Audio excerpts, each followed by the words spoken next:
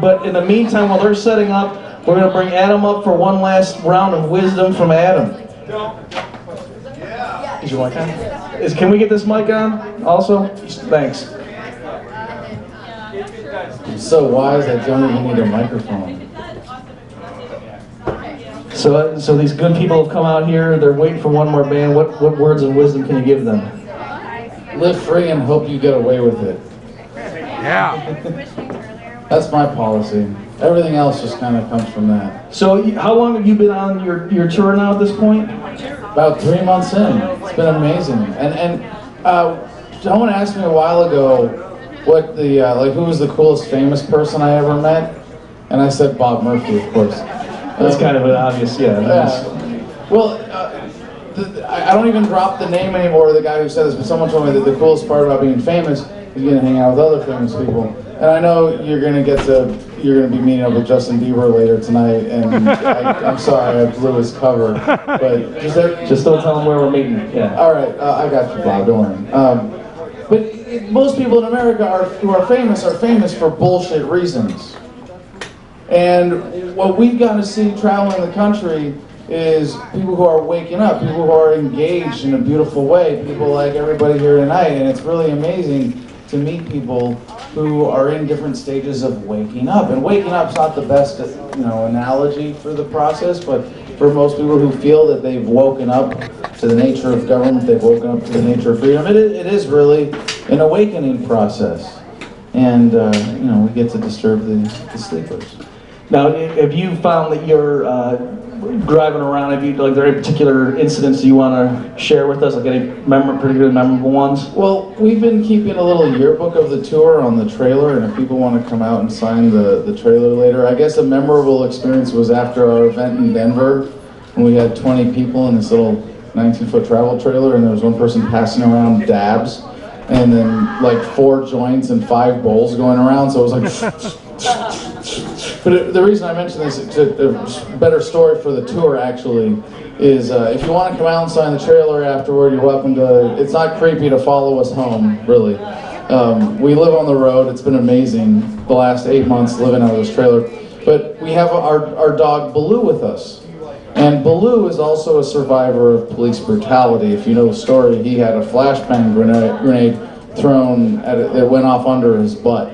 And it saved his life, because you know what happens normally when cops see a dog, like 100-pound Pit Dane mix coming for the door that they just busted down, they get shot. But they saved his life by throwing a flashbang grenade at him that scared him up to his bed.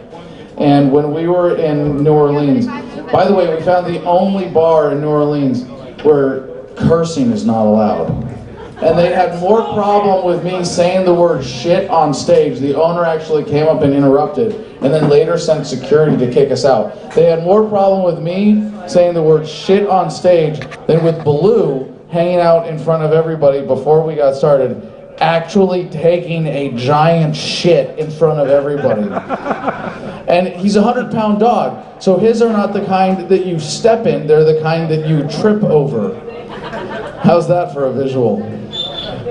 Of course, I freaked out and was like, oh my God, paper bag, napkins, and make it disappear, make it go away. They had no problem with that. But I said shit on stage, and that was called to interrupt. So, New Orleans for you. Now, do you want to tell some people who don't know your background, do you want to say, originally what brought you into this? I mean, you were involved in something pretty hardcore across the ocean. It was really hardcore. My grandfather was an orangutan. And everything just... You're skipping some generations, right? No. That was an evolution joke. I was in the Marines, if you couldn't tell from the stupid look on my face. Thank you, I'm better now. Thank you. So I served in the Marine Corps. I served bankers, politicians, and war profiteers, and coming home, I got this tattoo when I was in the Marine Corps, and I got this one for Iraq Veterans Against the War. And this one says, for those who fight for it, life has a special flavor the protected never knows, written by a Marine who died in Vietnam. And this is, when the power of love overcomes the love of power, the world will know peace. Which is primarily attributed to Jimi Hendrix, thank you very much.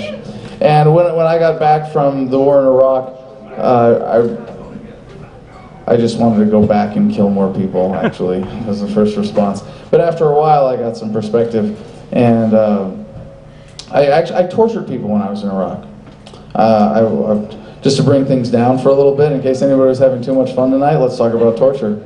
No, it was an interesting experience, and then I was tortured by my own government coming back here when I was in jail, so I've seen it from both sides. But it was realizing that that the war was a racket, and it's funny how we don't learn from the mistakes of others, because it was Major General Smedley Butler coming home from World War I and the Banana Wars, and you know when you wake up and you go, really, that's a lie? And then you get jaded to it, because it's everything like, oh my God, they're lying about that too? You mean raw milk isn't bad for you? Right? I mean, there's like one thing after another. For me, the big one was Major General Smedley Butler. They teach you about him in Marine Corps boot camp. And they tell you how he won 2 medals of honor and blah, blah, blah, blah, blah. And they don't tell you how when he came home, he wrote a book called War is a Racket, in which he describes himself as a high-class muscle man for big business. So that was it for me, and I came home and just realized that the war wasn't what it was being sold to the American people as, what it was being sold to the troops as even. And while a lot of people buried their heads in the sand, some of us were like, well, hey, we can go get arrested and get famous for this. So we did anti-war activism, and what I've come to realize over the course of my time is that the best feedback you ever get is from someone who says that you helped wake me up. You were a part of my process. And as fun as it has been doing the kind of, egocentric, headline-grabbing activism that I'm known for, being able to focus on the book now and get people into actually thinking differently. If you want people to think differently, you have to get them to think first. And that's not always easy, is it? Right, I think a lot of people, let me ask you this, what is the stumbling block? Is it that people hear what you're saying and they say, I disagree with you, or is it more like saying, you know what, I don't want to even go down that path, because if it's true, then I have to change my life and I don't want to deal with that? The block is actually how we go about this. Most people are brought down when they start paying attention, right? Nobody goes, gee, the world's more fucked up than I ever imagined possible, yeah! Right? It has to bring you down. And you're maybe, everybody's angry at some level at government, right? Some people get afraid. When you realize that you're more than 50 times likely to be killed by a cop than by a terrorist, holy shit, you're afraid of the right things for the first time. And depressed when you're brought down, when you see the scope of the suffering of statism. And then what do we do with this? We go out on the street corner with our signs and our bullhorns and we say, now join me in my fear and my anger and my depression. And what's the response that you get from that? Fuck you! I'm going back to watching Dancing with the Stars and being a happy little cog in the machine. But when you tell people, hey, this is not just it's not just that I've figured out the solution to all the world's problems. Freedom is the answer. What's the question? Hey, this is how we could actually all just kind of get along. And it's also made me happier and freer and allowed me to live better. No one goes, oh, living free and happy? I don't know. Who's gonna build the roads?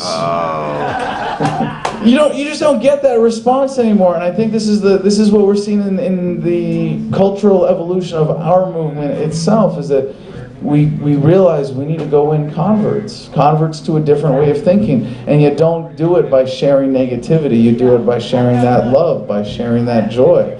And by the way, if your truth is still bringing you down, maybe you're doing it wrong. But if you want the answer, like I said, the secret of happiness, we put it in less than 100 pages. In fact, it's chapter 9, it's like 2 pages.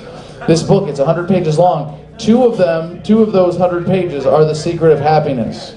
That's why you should read the book, to find out what the other 98 pages are. Okay, well, let's give a hand to Adam Kokesh again. Thanks for coming to town, Adam. We're glad you're here. He's going to be over here. And then if you want to go to his secret trailer where all sorts of nefarious things occur, that's outside the premises, so the owner doesn't need to get worried about that. Okay, and then these guys are going to finish tuning up, and then we're going to end this show tonight.